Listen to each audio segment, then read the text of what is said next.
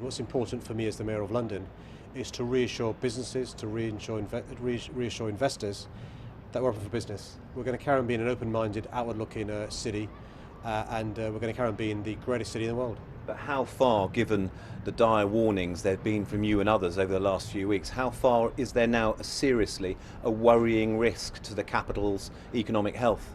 Of course, listen, there's a big concern that businesses may decide not to invest in London.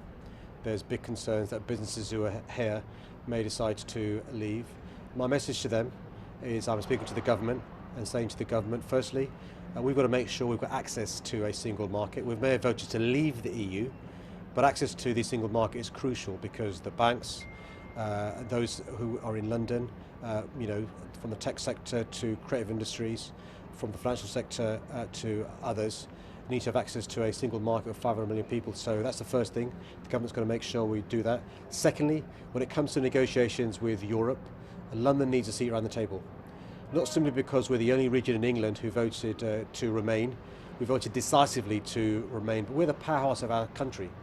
And we need to make sure that our voice is heard when it comes to negotiation.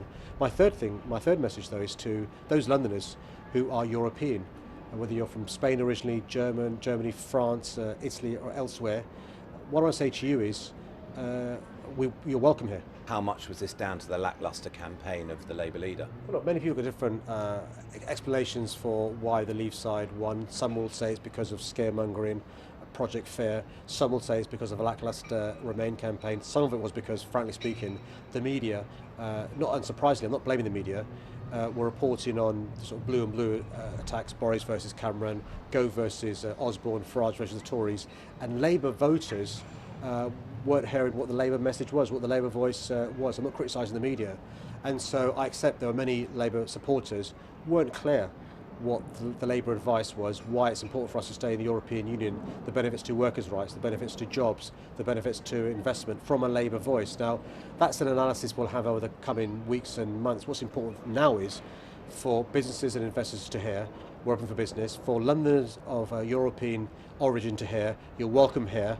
We value your contribution and that won't change.